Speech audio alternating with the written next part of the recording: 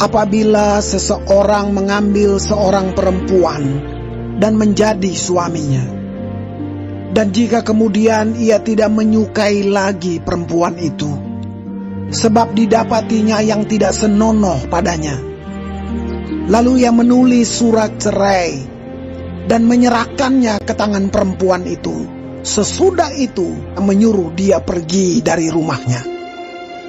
Dan jika perempuan itu keluar dari rumahnya dan pergi dari sana, lalu menjadi istri orang lain, dan jika laki-laki yang kemudian ini tidak cinta lagi kepadanya, lalu menulis surat cerai dan menyerahkannya ke tangan perempuan itu, serta menyuruh dia pergi dari rumahnya, atau jika laki-laki yang kemudian mengambil dia menjadi istrinya itu mati, maka suaminya yang pertama, yang telah menyuruh dia pergi itu, tidak boleh mengambil dia kembali menjadi istrinya setelah perempuan itu dicemari.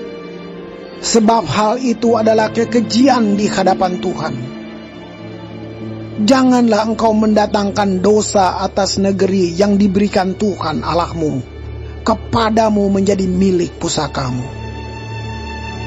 Apabila baru saja seseorang mengambil istri, janganlah ia keluar bersama-sama dengan tentara maju berperang, atau dibebankan sesuatu pekerjaan. 1 tahun lamanya ia harus dibebaskan untuk keperluan rumah tangganya, dan menyukakan hati perempuan yang telah diambilnya menjadi istrinya. Janganlah mengambil kilangan atau batu kilangan atas sebagai gadai, karena yang demikian itu mengambil nyawa orang sebagai gadai.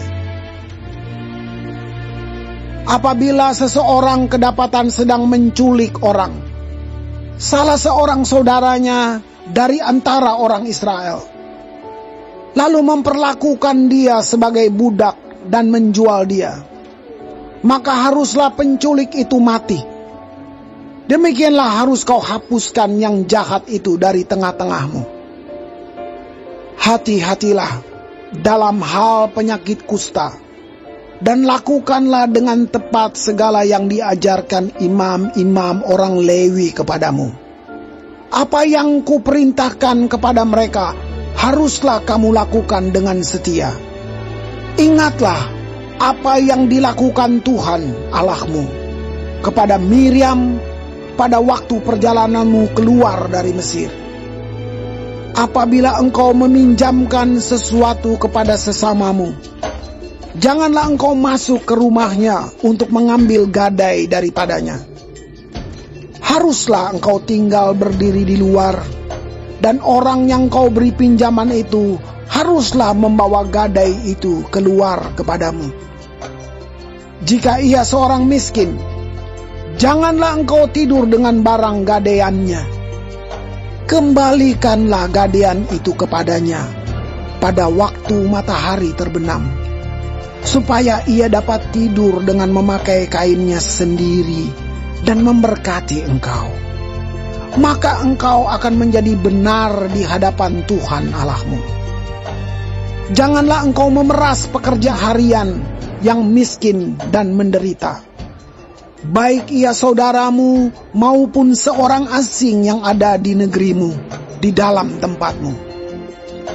Pada hari itu juga haruslah engkau membayar upahnya sebelum matahari terbenam.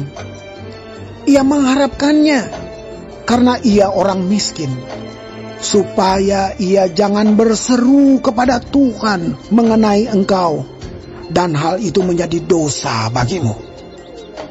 Janganlah ayah dihukum mati karena anaknya.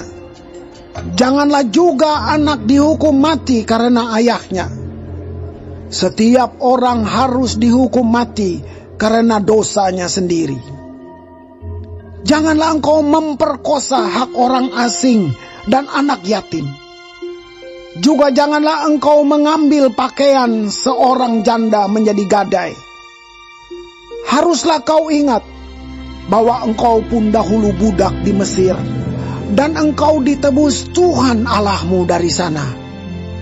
Itulah sebabnya aku memerintahkan engkau melakukan hal ini. Apabila engkau menuai di ladangmu, lalu terlupa seberkas di ladang, maka janganlah engkau kembali untuk mengambilnya.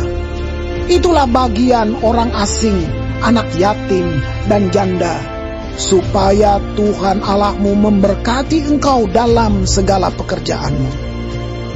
Apabila engkau memetik hasil pohon zaitunmu dengan memukul-mukulnya, janganlah engkau memeriksa dahan-dahannya sekali lagi.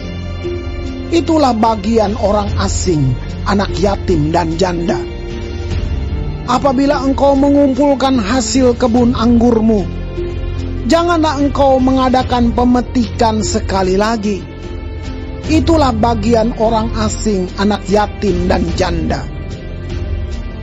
Haruslah kau ingat bahwa engkau pun dahulu budak di tanah Mesir.